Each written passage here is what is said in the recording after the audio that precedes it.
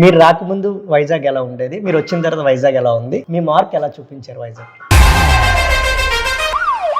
మీ personal phone number public ఇచ్చేస్తారు కదా, ప్రతినిత్యం ఎన్ని కాల్స్ వస్తూ ఉంటాయి సార్? ప్రతి గంటలో ఉన్న వరకు ప్రజలు చాలా దగ్గర అవుతూ ఉన్నారు. కానీ కొంతమంది ప్రజాప్రతినిధులకి, అదేవిధంగా మీ డిపార్ట్మెంట్లో ఉన్న కొంతమంది సిబ్బందికి కూడా మీరు ఎప్పుడు వైజాగ్ వదిలి వెళ్ళిపోతారని వాళ్ళు చూస్తున్నారు అనేది కూడా ప్రధానంగా వినిపిస్తుంది. అందరికీ మా స్టైల్ తెలుసు. ఒక సీఎం ఫోన్ చేస్తేనే మీరు చేయనని చెప్పిన సందర్భం ఉంది. అవును, అది కరెక్టే. బెగ్గింగ్ ఫ్రీ వైజాగ్ చేయాలనేది మీ డ్రీమ్ అని చెప్పారు, దానికోసం ప్రయత్నం కూడా చేస్తున్నారు. బట్ ఇప్పుడు ఏ సిగ్నల్ దగ్గర చూసినా కూడా బెగ్గర్స్ కానీ చిన్నపిల్లలు ఎత్తుకుని ఒక మాఫియా కానీ తిరుగుతూ ఉంది. ఈ పూర్తి స్థాయిలో ఎప్పటికీ ఇది ఆపే పరిస్థితి ఉంది సార్. ట్రాన్స్జెండర్స్ ఉన్నారు, అక్కడ గవర్నమెంట్ వాళ్ళని పోలీస్ వాలంటీర్స్ కింద కూడా తీసుకుంది. అది ఏదైనా వైజాగ్ ఇంప్లిమెంట్ చేసే ఆలోచన ఏమైనా ఉందా సార్? దాదాపు 50 మందికి ఉద్యోగం ఇప్పించడానికి ఏర్పాటు చేయబోతున్నాం. మీ పైన నక్సల్స్ రెక్కి నిర్వహించారు, మిమ్మల్ని టార్గెట్ చేశారు అనేది కూడా ఉంది సార్. అది ఎంత ఫ్యాక్ట్స్? అది నిజమే, రెండు ఫ్యాక్ట్. నక్సలైట్స్ మా ఇల్లు రెక్కి చేసి ఇంటి మీద దాడి చేసి అందరినీ చంపడానికి ప్లాన్ చేశారు.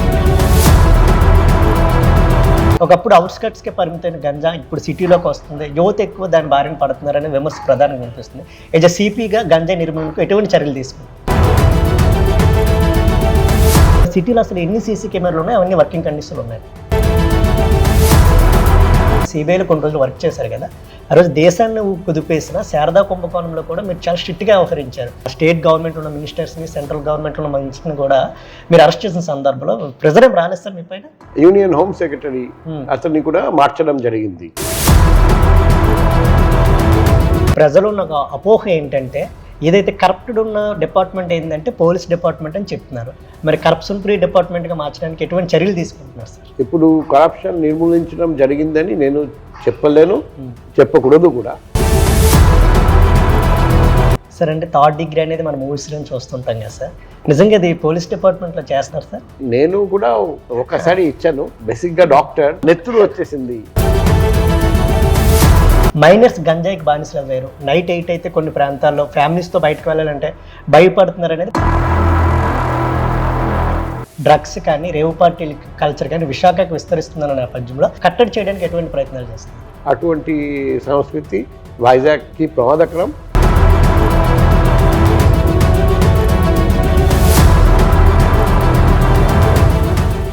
Welcome to truth news. This is Kittu. Visakha మహానగరం సముద్రపు లాంటి శాంతి, తరంగాల లాంటి ఇబ్బందులు, వీటన్నిటి నుంచి కాపాడేందుకు ఒక మనిషి, ఒక విజన్, ఒక కఠిన డిసిప్లిన్. ఆయనే doctor Shankabrata Bagchi, IPS, Visakha city police commissioner. Cyber crime నుంచి డ్రగ్స్ వరకు కొత్త యుద్ధాలకు సరికొత్త వ్యూహాలను అమలు చేస్తూ విశాఖ మహానగరాన్ని ప్రతినిత్యం కాపాడుతున్న వ్యక్తి doctor Shankabrata Bagchi, IPS, Visakha city police commissioner. The encounter with Kittu కార్యక్రమానికి స్వాగతం. నమస్కారం sir. Sir my first question, చిన్న ఏజ్లోనే ఎంబీబీఎస్ సాధించారు, 3 గోల్డ్ మెడల్స్ కూడా సాధించి ఈ పోలీస్ డిపార్ట్మెంట్కి ఎందుకు వచ్చారు సార్? ఇప్పుడు నేను ఎండి ఎగ్జామ్ కూడా రాశాను, నాకు తర్వాత ఎండి జనరల్ మెడిసిన్ సీట్ వచ్చింది. నేను ఎండి చేస్తూ ఉండగా ఈ ఐపీఎస్కి రావడం, దాని వెనకాల 2 సంఘటనలు మా జీవితంలో జరిగాయి. ఒకటి, నేను మెడికల్ కాలేజ్లో అక్కడ డిగ్రీ అయిపోయినాక ఇంటర్న్షిప్ ఉంటుంది. ఆ ఇంటర్న్షిప్ చేస్తూ ఉండగా ఆ హాస్పిటల్లో ఒక ఇన్సిడెంట్ జరిగింది, ఒక సంఘటన. ఒకరోజు రాత్రి రౌండ్ తిరుగుతూ ఉంటే నాకు కనిపించింది, ఒక పేషెంట్కి బ్లడ్ ట్రాన్స్ఫ్యూషన్ ఇవ్వడం జరుగుతుంది రాత్రి ఇంచుమించు 10 గంటలకు. మళ్ళీ తిరిగి వచ్చి చూసేసరికి ఆ పేషెంట్ చనిపోయారని నాకు కనిపించింది. అప్పుడు దగ్గరికి పోయి చూస్తే ఆ బ్లడ్ బ్యాగ్ చూస్తే అది ఎక్స్పైర్డ్ బ్లడ్, అది కూడా ఒక ప్రైవేట్ బ్లడ్ బ్యాంక్ నుండి తెచ్చిన బ్లడ్. నాకు ఇమీడియట్గా అనుమానం వచ్చింది. ఒకటి, గవర్నమెంట్ హాస్పిటల్లో ప్రైవేట్ బ్లడ్ బ్యాంక్ నుండి బ్లడ్ తీసుకురావడం. నెంబర్ 2, అది ఎక్స్పైర్డ్ బ్లడ్ ఇవ్వడం, దానివల్ల పేషెంట్ చనిపోవడం. వెనకల ఏదో ఒక కుట్ర ఉందని నాకు అనిపించింది. వెంటనే నేను ఆ బ్లడ్ బ్యాగ్లో ఇంకా కొంత బ్లడ్ ఉండేది, అది నేను ఒక ఫ్రీజ్లో పెట్టేసి లాక్ చేసి కీస్ తీసుకెళ్ళాను. చెప్పాను రేపు ఎర్లీ మార్నింగ్ వచ్చి పోలీస్ స్టేషన్ వెళ్ళి కంప్లైంట్ ఇస్తాను, ఈ కుట్ర వెనకల ఎవరెవరు ఉన్నారు అందరూ జైలుకి వెళ్ళేటట్టు చూస్తానని హెచ్చరించి వెళ్ళాను. మరుసటి రోజు పొద్దున వచ్చి చూస్తే ఆ ఫ్రిడ్జ్ ఉంది కానీ ఫ్రిడ్జ్లో ఆ బ్యాగ్ లేదు, మొత్తం క్లీన్ చేశారండి. అప్పుడు ఎవడు ఏం చెప్పలేదు ఏం జరిగిందని. తర్వాత ఏం తెలిసిందంటే నేను వెళ్ళిపోయిన వెంటనే ఆ విషయం తెలుసుకొని ఆ medicine department general medicine department head ఆయన పరిగెత్తి వచ్చి అంతా క్లీన్ చేయించారు. ఆ బ్లడ్ బ్యాంక్ కూడా ఆయన బెనామీ ప్రాపర్టీ అట. ఆయన చాలా రోజుల నుండి మూఠ నడిపిస్తూ ఉంటే ఆ రోజు తెలిసిపోతుందని భయంతో అలా చేశారండి. సో అప్పుడు నేను అనుకున్నాను మెడిసిన్ వచ్చేసి ఒక నోబెల్ ప్రొఫెషన్, అటువంటి ప్రొఫెషన్లో ఇటువంటి డాక్టర్స్ ఉండడం చాలా దురదృష్టకరం. ఒకవేళ నేను పోలీస్లో పనిచేస్తే ఇటువంటి డాక్టర్స్ని అరెస్ట్ చేసి జైలు పంపొచ్చు, దానివల్ల మెడికల్ ప్రొఫెషన్కి చెడ్డ పేరు రాదని అనుకున్నా. తర్వాత ఇంకొక సంఘటన జరిగింది, అది వచ్చేసి నా ఫస్ట్ ఓటింగ్.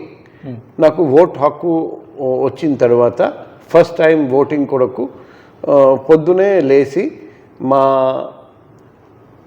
తల్లిదండ్రులతో కలిసి ఇంకా మా బాబాయి అందరూ మొత్తం మా జాయింట్ ఫ్యామిలీలో 15 మంది అందరం కలిసి వెళ్ళాము. ఎర్లీ మార్నింగ్ నుండి క్యూలో నిల్చొని ఉన్నాము. ఆకస్మికంగా మా ఊళ్ళో మా కాలనీలో ఉన్న ఒక పార్టీ లీడర్ చూసాము, మా దగ్గరికి వస్తున్నారండి.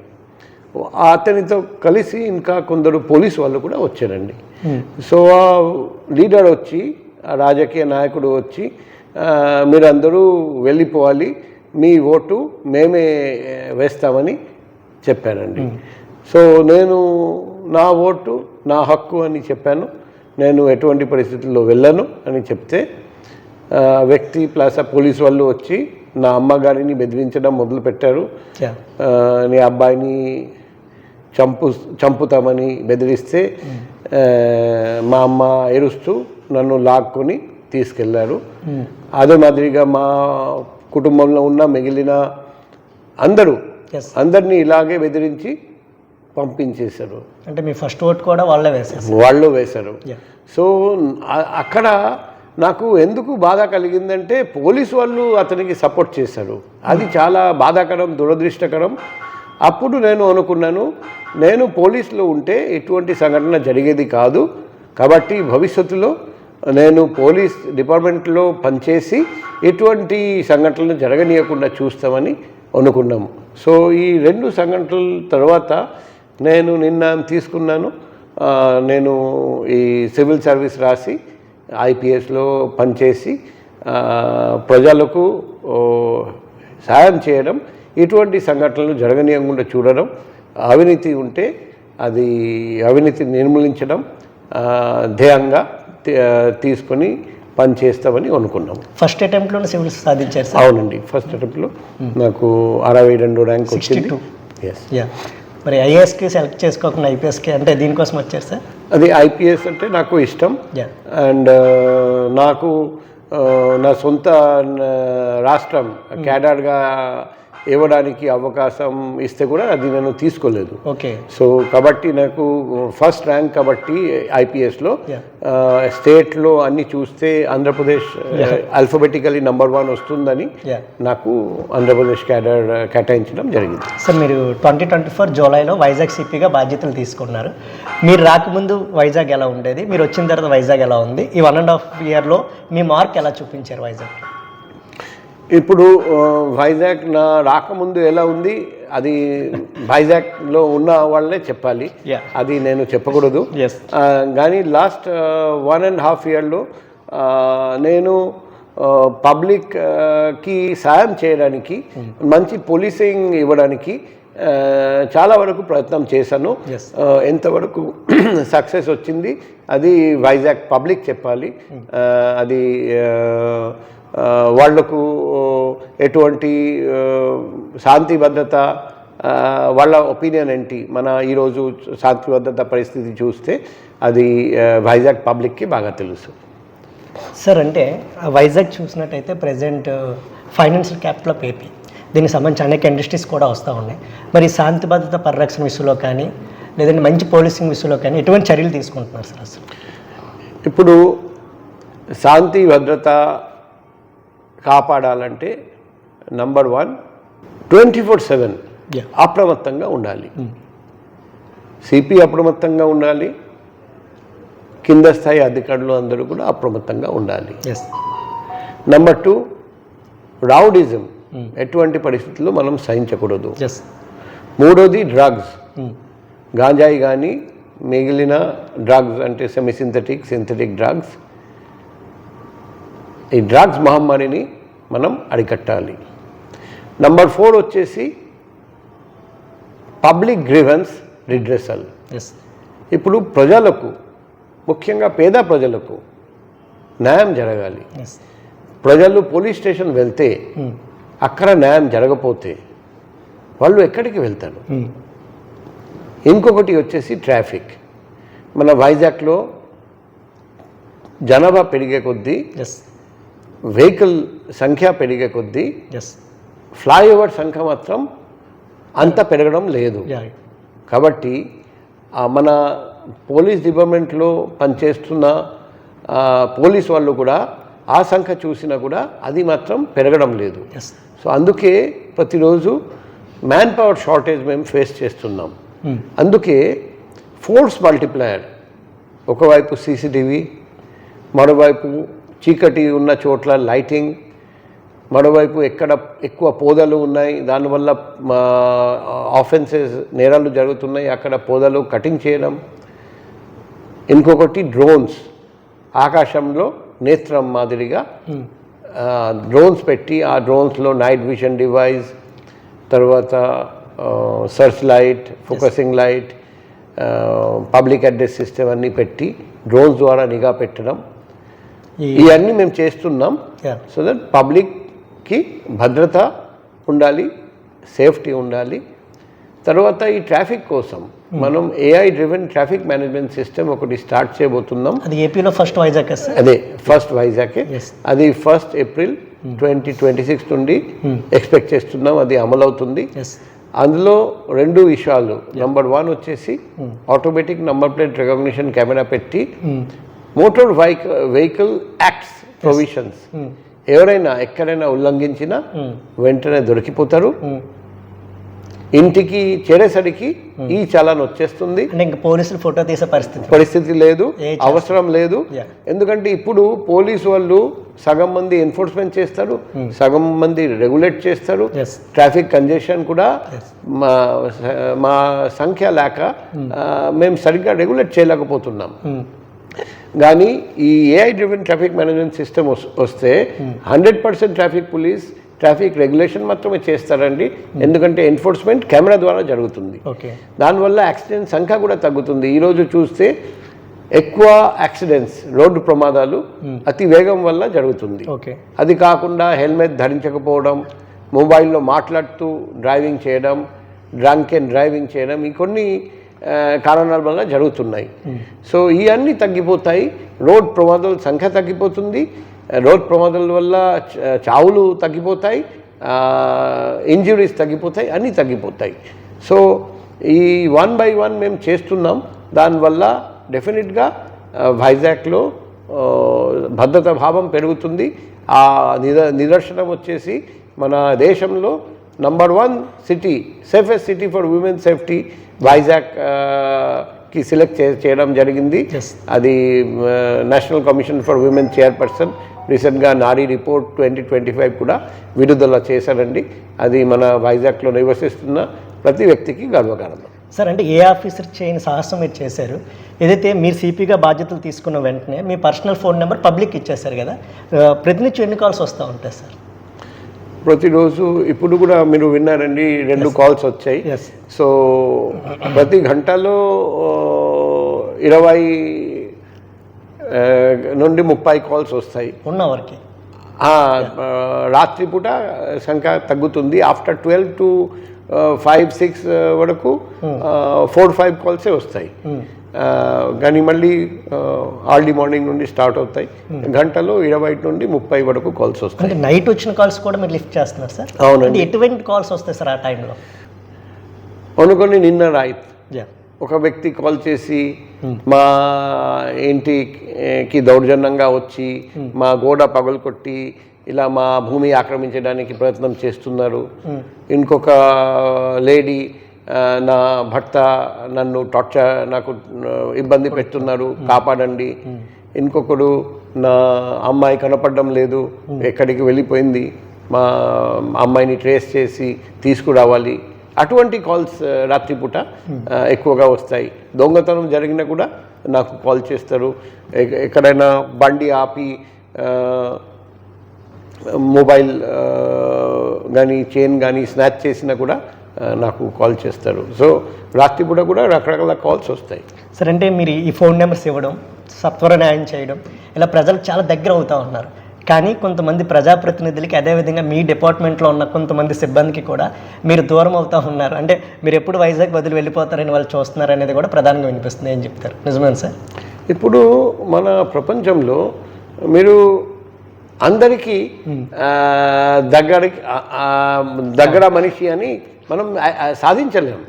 కొందరికి హెల్ప్ చేయడానికి వెళ్తే ఇంకా కొందరికి మీరు దూరం అయిపోతారు. ప్రపంచంలో అదే రూల్. ఈ రూల్ మీరు ఏ వ్యక్తి చూసినా ఆ రూల్ వర్తిస్తుంది. సో కాబట్టి నా స్టైల్ ఇదే. నా స్టైల్ అంటే కొంతమందికి దూరమైన 25 lakhs పీపుల్ ఎవరైతే వైజాగ్లో ఉన్నారో వారందరికీ మీరు దగ్గర అయ్యారు కదా సార్? అదే. సో మాకు చిన్నప్పటి నుండి పబ్లిక్తో కలిసి పనిచేయడం, పబ్లిక్కి హెల్ప్ చేయడం, అది నాకు నా మనసులో ఉంది. నేను ఈ ఏజ్లో ఇప్పుడు 50 దాటింది, నేను మార్చలేను. సో ఇది పర్మనెంట్గా అయిపోయింది. మేము ఎంత ప్రయత్నం చేసినా మార్చలేను. కాబట్టి అందరూ భరించాలి, ఇంకా ఏం చెప్పాలి.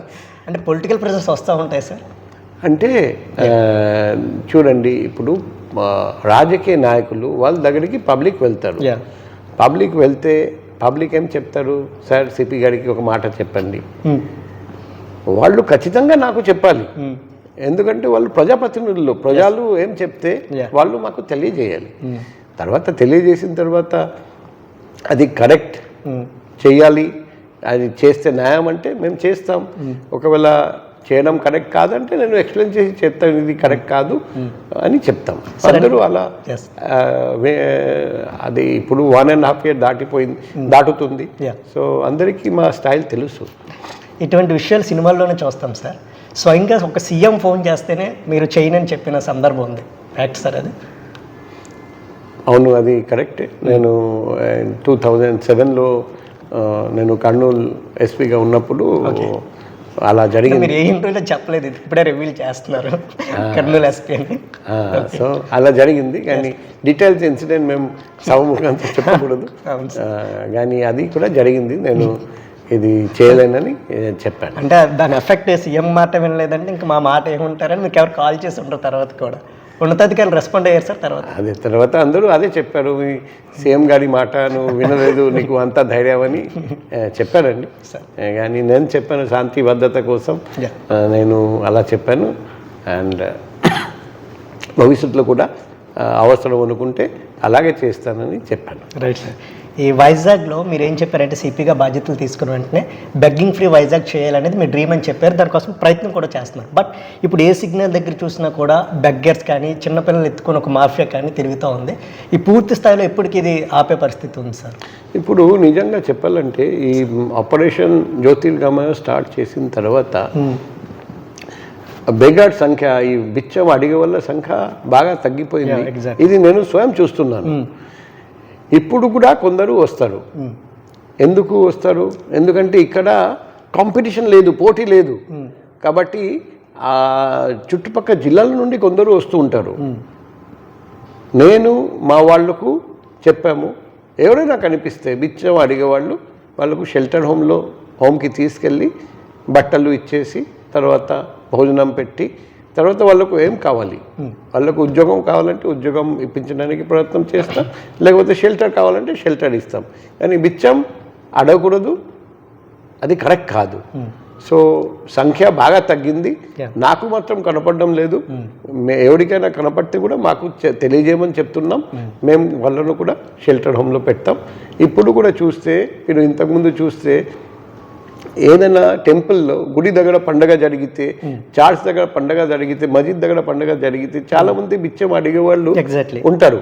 ఇప్పుడు పోయి చూడండి, ఈరోజు రాత్రి నుండి స్టార్ట్ అవుతుంది, రేపు రాత్రి వరకు కనక మహాలక్ష్మి అమ్మవారి పండగ. ఆ గుడి దగ్గరికి పోయి చూడండి ఎంతమంది బిచ్చం అడుగుతున్నారు, మీకు తెలుస్తుంది. సో ఖచ్చితంగా తేడా వచ్చింది. సో 100% వచ్చిందా లేదా అది మనం వేచి చూడాలి.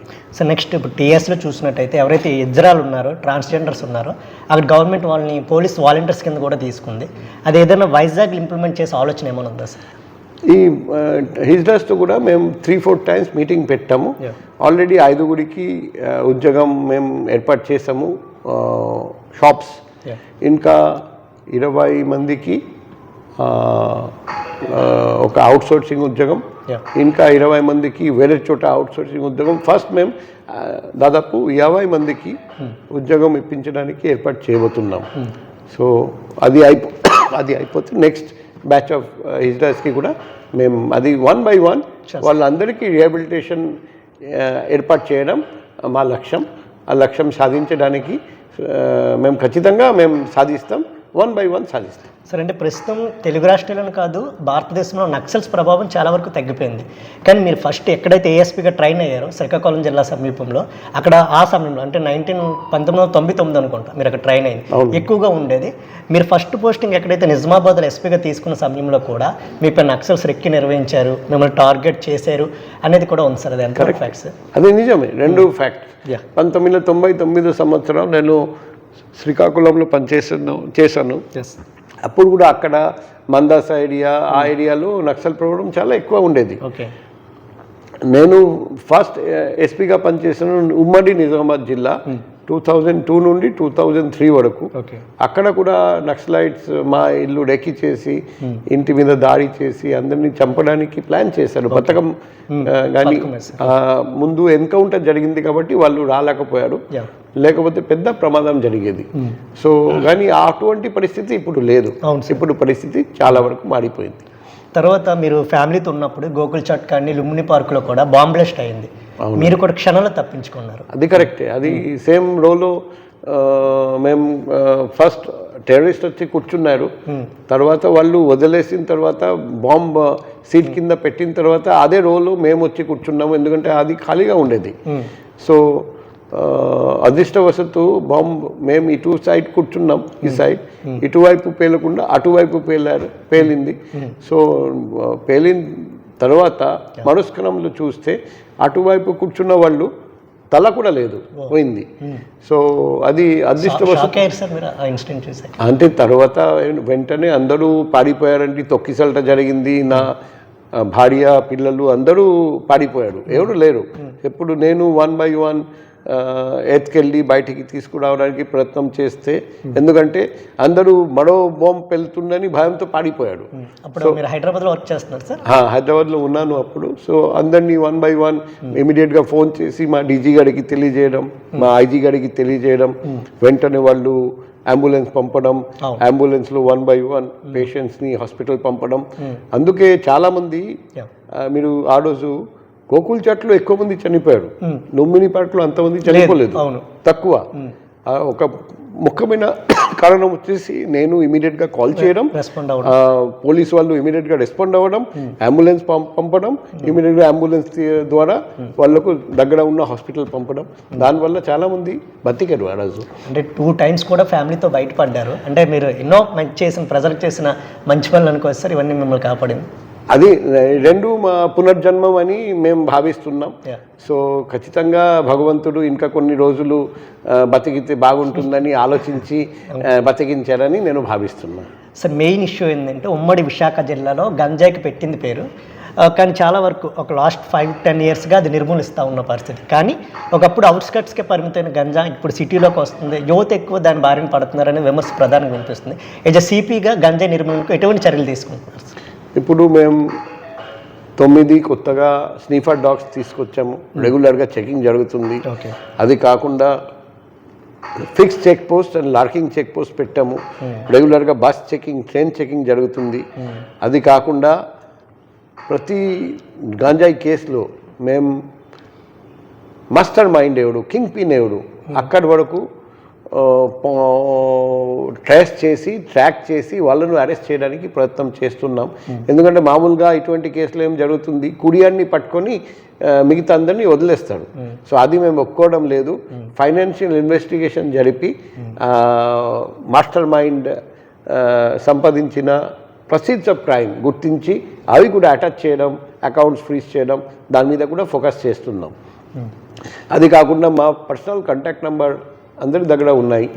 ఎవరు ఎక్కడ గాంజాయి అమ్మినా, గాంజాయి సేవించినా పబ్లికే కాల్ చేసి నాకు చెప్తారు. ఉంచుతారు సార్? అవునండి, అంతా వివరాలు గొప్పంగా ఉంచేసి ఇమీడియట్గా మా వాళ్ళను పంపించేసి పట్టుకుని రావడం జరుగుతుంది. నా అభిప్రాయం లాస్ట్ 1.5 ఇయర్లో ఇక్కడ సీజర్స్ తగ్గిపోయినాయి. ఎందుకంటే అంత ఎక్కువ గాంజా రావట్లేదు. ఏఎస్ఎల్లో కూడా గాంజాయి పండించడం బాగా తగ్గిపోయింది. సో అందుకే ఖచ్చితంగా గాంజాయి పరిస్థితి ఇంతకుముందు కంటే ఇప్పుడు బెటర్. కానీ ఇప్పుడు కూడా ఇంకా చాలా పనులు చేయాల్సి వస్తుంది. అది చేయడానికి మేము సిద్ధంగా ఉన్నాం. పబ్లిక్ నుండి కూడా హెల్ప్ అడుగుతున్నాం, సమాచారం అడుగుతున్నాం. సార్, అంటే ఏ ఇన్సిడెంట్ జరిగినా కూడా సీసీ కెమెరాల పాత్ర చాలా ముఖ్యం మనకి. ఎందుకంటే సంఘటన చూడడానికి కానీ లేదంటే నిందితులను పట్టుకోవడానికి కానీ. మరి సిటీలో అసలు ఎన్ని సీసీ కెమెరాలు ఉన్నాయి, అవన్నీ వర్కింగ్ కండిషన్లు ఉన్నాయి? ఇప్పుడు నేను వచ్చిన తర్వాత 13,400 ఇంచుమించు సీసీటీవీస్ లాస్ట్ 15 monthsలో పెట్టాము. ఇంకా చాలా పెట్టాలని ఉంది. మేము ఆల్రెడీ ఇంకా ఎక్కడెక్కడ అవసరం గుర్తిస్తున్నాం. 1 by 1 అన్ని చోట్ల సీసీటీవీ పెట్టిస్తాం. ఆల్రెడీ జీవీఎంసీకి, డిస్ట్రిక్ట్ కలెక్టర్ గారికి లెటర్ కూడా రాసాము. త్వరలో ఈ అన్ని బ్లాక్ స్పాట్స్ ఎక్కడెక్కడ సీసీటీవీస్ లేవు అక్కడ కూడా పెట్టడానికి ఏర్పాటు చేస్తున్నాం. అంటే మనకి వైజాగ్ సంబంధించి ఎక్కువ టూరిస్టులు వస్తూ ఉంటారు. ఎక్కడైతే ఆర్కే బీచ్ నుంచి భీమిలి బీచ్ వరకు ఎక్కువ బీచ్ కారిడార్ కూడా ఉంది. సో అనేక ప్రమాదాలు కూడా బీచ్లో జరుగుతున్నాయి కదా సార్. వాళ్ళు దానికి సంబంధించి ఎటువంటి చర్యలు తీసుకుంటున్నారు? టూరిస్టులు కానివచ్చు, లేదంటే విదేశీ నుంచి కూడా ఎక్కువ మంది వస్తూ ఉంటారు. ఆల్రెడీ మీరు చూసి ఉంటారు, చాలా చోట్ల పోలీసు వాళ్ళు కాషనరీ బోర్డ్స్ పెడుతున్నారు. అది మేమే చెప్పాము పెట్టమని. అది కాకుండా సిఎస్ఆర్ ఫండ్స్ ద్వారా life saving equipment and life jackets కొని అక్కడ పెట్టడానికి కూడా ఏర్పాటు చేస్తున్నాం. పబ్లిక్ అడ్రస్ సిస్టమ్ పెట్టి అక్కడ పబ్లిక్కి హెచ్చరించడం, ఎక్కడెక్కడ పబ్లిక్ మునిగిపోయారు ఇంతకుముందు ఆ ఏరియాలో కాషనరీ బోర్డ్స్ పెట్టడం, లైటింగ్ పెట్టడం, లైఫ్ గార్డ్స్ పెట్టడం, ఇవన్నీ 1 by 1 చేయబోతున్నాం.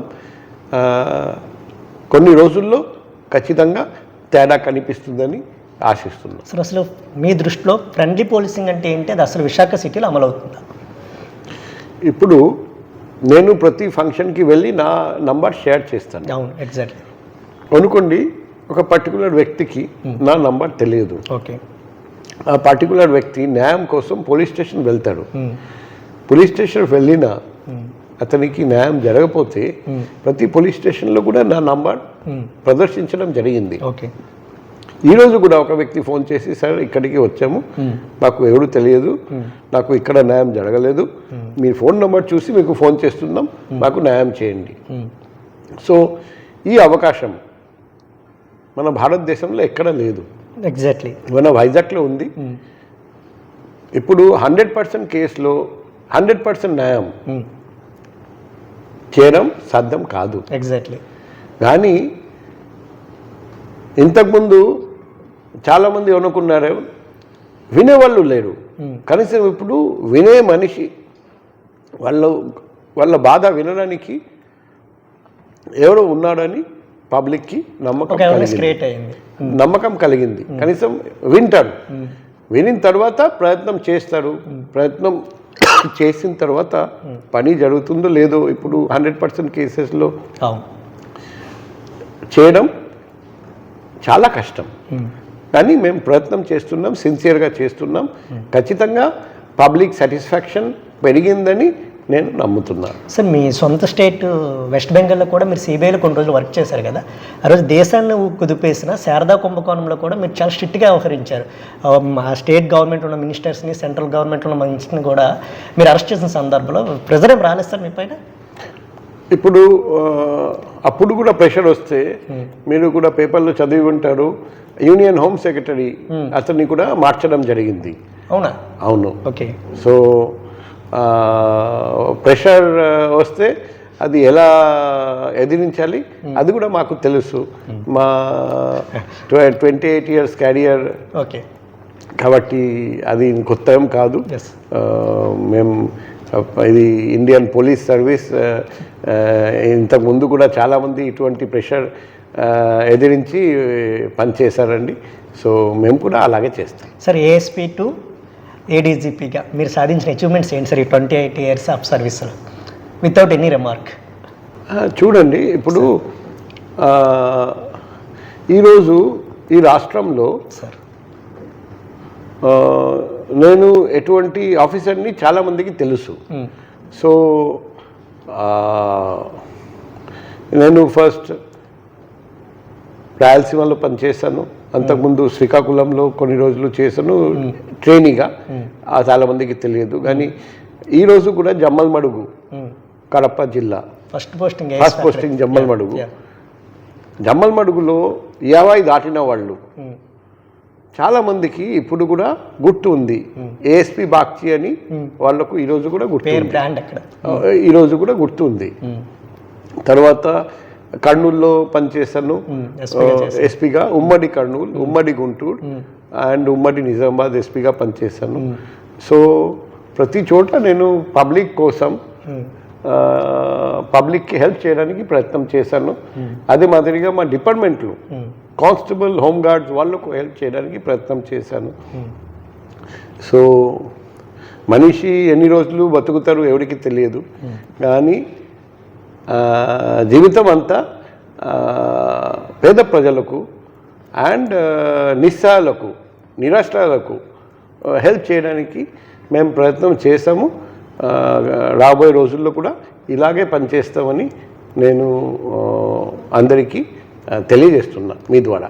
సార్ అంటే హెవీ ప్రెషర్ ఉంటుంది సిపి అంటే, ఇంటికి వెళ్ళాక కూడా కాల్స్ వస్తున్నాయి, లిఫ్ట్ చేస్తామని చెప్తున్నారు. ఇంట్లో మేడం మీకు సపోర్ట్ ఎలా ఉంటుంది సార్? మేడం కూడా ఫిల్మ్ మేకర్ అని. అవునండి, అందుకే మేడం రాత్రిపూట మేడంకి కూడా నిద్ర రాదు.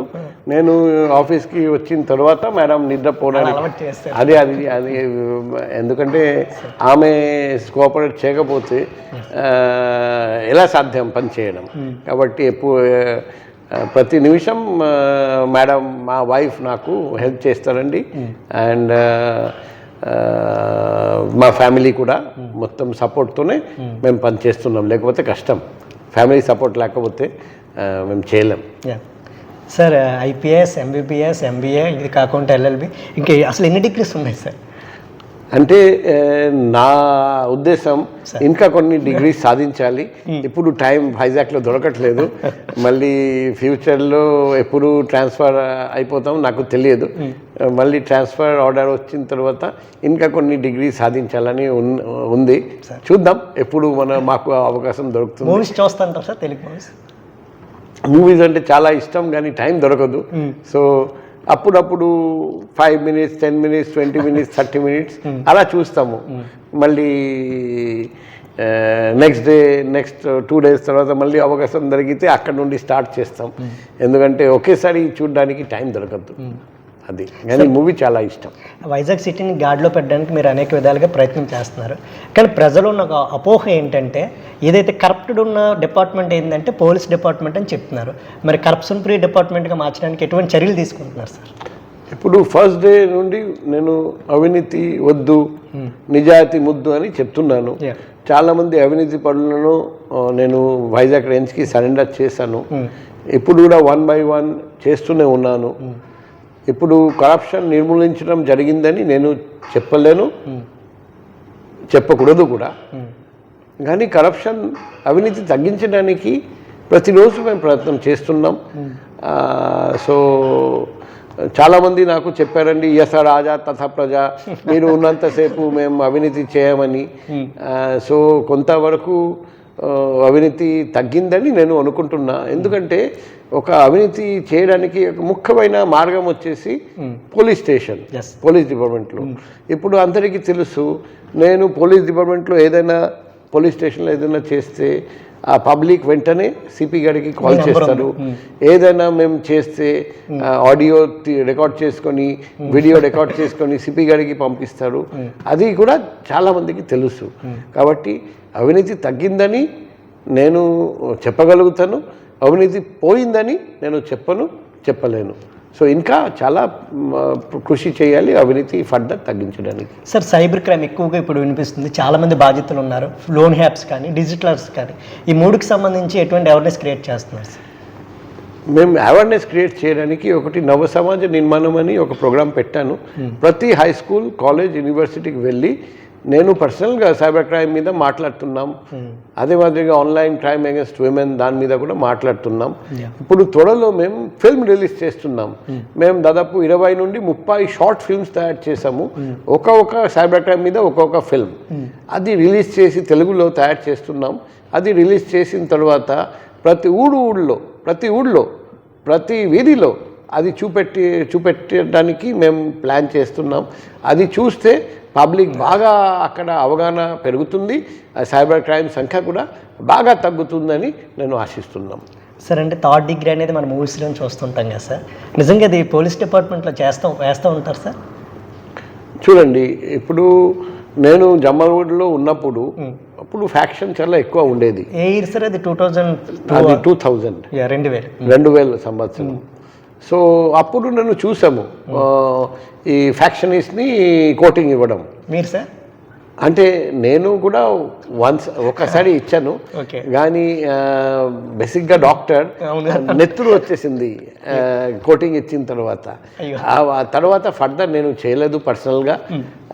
ఎందుకంటే అది వైద్యం చేయడం నాకు వస్తుంది కానీ కోటింగ్ ఇవ్వడం నాకు అంత రాదు. సో కానీ ఇప్పుడు చూస్తే మనం కోటింగ్ ఎవరికి ఇవ్వాలి? రౌడీస్కి ఇవ్వాలి, దుర్మార్గుడు ఎవరైనా ఉంటే వాళ్ళకు ఇవ్వాలి, పబ్లిక్తో ఫ్రెండ్లీ పోలీసింగ్ చేయాలి. నా అభిప్రాయం అదే. పరిత్రాణ సాధునం వినాశ చదుష్కృతం. సో మన శ్రీమద్ భగవద్గీతలో ఉంది. సంస్కృతం కూడా బాగా మాట్లాడతారు కదా సార్. కాబట్టి మనం మంచి వాళ్లకు సాయం చేయాలి. ఎవడు తప్పు చేస్తున్నాడు, ఎవడు దుర్మార్గుడు, వాళ్ళకు శిక్షించాలి. సో ఆ విధంగా ఉండాలి పోలీసింగ్లో. సో మా సబార్డినేట్ ఆఫీసర్స్కి కూడా అలా చెప్తూ ఉంటాం. సార్, ఎంతమందిని రౌడీ షీటర్ని నగర బహిష్కరణ చేశారు మీరు సిపిగా బాధ్యత తీసుకుంటారు? చూడండి, లెక్క మా దగ్గర లేదు, కానీ మీరు అందరూ చూస్తున్నారు రౌడీజం ఖచ్చితంగా తగ్గిపోయింది. ఇప్పుడు రౌడీస్ని ఒకవైపు నగర బహిష్కరణ, మరోవైపు ప్రివెంటివ్ డిటెన్షన్ కింద జైలు పంపడం, తర్వాత బైండ్ ఓవర్ చేయడం, తర్వాత వాళ్ళ మీద ఉన్న UI and PT case finalize చేసి వాళ్ళను జైలు పంపడం, రెగ్యులర్గా ప్రతి ఆదివారం పిలిపించి కౌన్సిలింగ్ చేయడం, ఇదంతా చేస్తున్నాం. రౌడీజం తగ్గిందని నేను చెప్పగలుగుతాను. రౌడీజం పూర్తిగా నిర్మూలించడానికి కూడా అన్ని విధంగా ప్రయత్నం మేము చేస్తున్నాం. సార్, మేజర్గా మీరు చాలా స్ట్రిక్ట్ యాక్షన్స్ అయితే తీసుకుంటున్నారు సిటీలో క్రైమ్ని కంట్రోల్లో పెట్టడానికి. కానీ ఏదైతే కోర్మన్పాలెం కానివచ్చు, మధురవాడ కానివచ్చు, అదేవిధంగా ఆర్లవ శివారు ప్రాంతాలు కానివచ్చు, కొండ ప్రాంతాల్లో మైనర్స్ గంజాయికి బానిసలు అయ్యారు. నైట్ 8 అయితే కొన్ని ప్రాంతాల్లో ఫ్యామిలీస్తో బయటకు వెళ్ళాలంటే భయపడుతున్నారు అనేది ప్రధాన విమర్శ వస్తుంది. అటువంటి వాటిని కట్టడి చేయడానికి ఎటువంటి చర్యలు తీసుకుంటారు? ఇప్పుడు చాలామంది గాంజాయి సేవిస్తున్నారని చెప్తున్నారు, కానీ మా వాళ్ళను పంపిస్తే మా వాళ్లకు కనపడడం లేదు. అంటే ఒకటి ఉండొచ్చు, వాళ్ళు ఓపెన్గా మందు తాగుతున్నారు కానీ పబ్లిక్ వాళ్ళు గాంజాయి సేవిస్తున్నారని అనుకుంటున్నారని, అది ఒకటి ఉండొచ్చు. రెండోది, నేను పబ్లిక్కి రిక్వెస్ట్ చేస్తున్నాం, మా ఫోన్ నెంబర్ మీ దగ్గర ఉంది. ఎక్కడైనా మీకు తెలిసిన చోట ఎవరైనా గాంజాయి సేవిస్తే, ఓపెన్గా మందు తాగితే, ఎక్కడైనా గ్యాంబ్లింగ్, ప్రాస్టిట్యూషన్, ఏదైనా అవాంఛనీయ సంఘటనలు జరిగితే వెంటనే నాకు కాల్ చేయండి. మీ వివరాలు గోప్యంగా ఉంచుతాం, వెంటనే చర్య తీసుకుంటాం. సార్ విశాఖలో ఎప్పుడు న్యూ ఇయర్ జరిగినా ఏదో ఒక ప్రమాదం కానీ యాక్సిడెంట్ కానీ జరిగేది. మీరు సిపిగా వచ్చి 1.5 year అయింది, ఎక్కడ కూడా లాస్ట్ న్యూ ఇయర్కి ఎటువంటి సంఘటనలు జరగలేదు. అదేవిధంగా అనేక క్రికెట్ మ్యాచ్లు కానీ పిఎం గారి ప్రోగ్రామ్స్ కానీ లేదంటే సమ్మిట్స్ కానీ ఇలా ఎక్కడ కూడా ఎటువంటి అవాంఛనీయ సంఘటనలు కూడా జరగకుండా చేశారు. ఎటువంటి యాక్సిడెంట్లను తయారు చేశారు సార్? ఇప్పుడు మేము ప్రతి ప్రోగ్రాంలో ఎక్కడెక్కడ తప్పులు జరగవచ్చు, ఎక్కడెక్కడ లోపాలు ఉండొచ్చు ముందుగానే ఊహించి ఆ లూప్ హోల్స్ బ్లాక్ చేయడానికి ప్లాన్ చేస్తాం. సో ఇంతవరకు అలాగే చేసాము, భవిష్యత్తులో కూడా అలాగే చేస్తాం. మా డిపార్ట్మెంట్ వాళ్ళు కూడా చాలా కృషి చేస్తారు ప్రతి ప్రోగ్రాం విజయవంతంగా చేయడానికి, జరపడానికి వాళ్ళు కూడా బాగా కృషి చేస్తారు. సో మా డిపార్ట్మెంట్లో ఉన్న ప్రతి officer and men and women అందరికీ ఈ క్రెడిట్ దక్కాలి. సో వాళ్ళు అందరూ నేను వాళ్ళు అందరూ మేమందరం కలిసి చేస్తున్నాం. భవిష్యత్తులో కూడా ఇలాగే ఇన్సిడెంట్ ఫ్రీ ప్రోగ్రామ్ చేయడానికి అన్ని విధంగా ప్రయత్నం చేస్తాం. ఫైనల్గా ఇతర రాష్ట్రాలకే పరిమితమైన డ్రగ్స్ కానీ రేవు పార్టీ కల్చర్ కానీ విశాఖకు విస్తరిస్తుందన్న నేపథ్యంలో దానికి రాకుండా ఎటువంటి కట్టడి చేయడానికి ఎటువంటి ప్రయత్నాలు చేస్తున్నారు? నా 1.5 years ఈ వైజాగ్లో 1 year 5 months అనుకోండి, ఒక్క రేప్ పార్టీ కూడా జరగలేదు. ఒక ఇన్ఫర్మేషన్ వచ్చింది రేప్ పార్టీ జరుగుతుందని, మేము మా పోలీసు వాళ్ళని పంపిస్తే అది రేప్ కాదు, పార్టీ కాదు, ఏమీ కాదు. సో వైజాగ్లో ఇప్పుడు వరకు ఆ కల్చర్ నాకు కనపడలేదు. ఫ్యూచర్లో కల్చర్ రాకుండా చూడడానికి అన్ని విధంగా ఇనిషియేటివ్స్ తీసుకుంటాం. అందులో ముఖ్యంగా సర్వేలెన్స్ పెట్టడం, హ్యూమన్ ఇంటెలిజెన్స్ కలెక్ట్ చేయడం, ఖచ్చితంగా అటువంటి సంస్కృతి వైజాగ్కి ప్రమాదకరం. అటువంటి రేప్ పార్టీ జరగనీయకుండా చూడడానికి అన్ని విధంగా ఏర్పాట్లు చేస్తాం. సార్ ఫైనల్, ప్రతి ఐపీఎస్ ఆఫీసర్కి ఒక డ్రీమ్ ఏంటంటే తన సర్వీస్లో కొన్ని రోజులన్నా డీజీపీగా చేయాలని ఉంటుంది. మేము సార్ని డీజీపీగా ఎప్పుడు చూడబోతున్నాం? ఇప్పుడు రాబోయే రోజుల్లో ఏం జరుగుతుంది నాకు తెలియదు, మీకు తెలియదు, ఎవరికి తెలియదు. ఇప్పుడు భవిష్యత్తులో ఏం జరుగుతుంది మనం అందరం చూస్తాం. మీరు కూడా చూస్తానండి, నేను కూడా చూస్తాను. సో ఏం జరుగుతుంది మంచి జరుగుతుంది. గీతాలో ఉంది, ఏం జరిగింది మంచి జరిగింది, ఏం జరుగుతుంది మంచి జరుగుతుంది. ఈ సిపిని ట్రాన్స్ఫర్ చేస్తే రోడ్డు ఎక్కి అల్లరి సృష్టిస్తామంటూ 25 లక్షల మంది ప్రేమను మీరు పొందారు. ఎలా సాధ్యమైంది సార్? అది మాకు తెలీదు. మాది గవర్నమెంట్ జాబ్, గవర్నమెంట్ ఉద్యోగంలో ఈరోజు ట్రాన్స్ఫర్ ఆర్డర్ వస్తే ఈరోజే వెళ్ళడానికి మేము సిద్ధంగా ఉంటాం. నెంబర్ ఇస్తారు సార్? అంటే పబ్లిక్కి మనం ఇవ్వచ్చు అనుకోండి. ఒక ఏడీజీ రోడ్ సేఫ్టీ మా ఫోన్ నంబర్ ఇచ్చినా కూడా పబ్లిక్కి ఉపయోగం ఉండదు. సో కాబట్టి ఎటువంటి పోస్ట్లో పబ్లిక్కి ఫోన్ నెంబర్ ఇస్తే పబ్లిక్కి ఉపయోగం ఉంటుంది, అటువంటి పోస్ట్లో ఇస్తాము. మిగతా పోస్టులు నేను ఇచ్చిన పబ్లిక్ తీసుకోడు, మీ ఫోన్ నెంబర్ పెట్టినా నాకు లాభం లేదు అంటారు. సో ఎటువంటి పోస్ట్లో పబ్లిక్కి ఫోన్ నెంబర్ ఇస్తే పబ్లిక్కి హెల్ప్ అవుతుంది. ఖచ్చితంగా అటువంటి పోస్ట్ ఉంటే ఖచ్చితంగా పబ్లిక్కి నా కాంటాక్ట్ నెంబర్ షేర్ చేస్తాం, పబ్లిక్కి హెల్ప్ చేయడానికి అన్ని విధంగా ప్రయత్నం చేస్తాం. ఫైనల్గా ట్రూత్ న్యూస్ ఛానల్ ద్వారా విశాఖ ప్రజలకు యాజ్ ఎ సిపిగా ఏం చెప్తారు? విశాఖ ప్రజలు నేను లాస్ట్ 1 year 5 monthsలో చూసాము, చాలా peace loving, law abiding. So ఇటువంటి నగరంలో పనిచేయడానికి అవకాశం రావడం నేను నా అదృష్టంగా భావిస్తున్నా. సో విశాఖ ప్రజలందరికీ in advance happy new year 2026 చెప్తున్నాను. All the best. Thank you so much sir.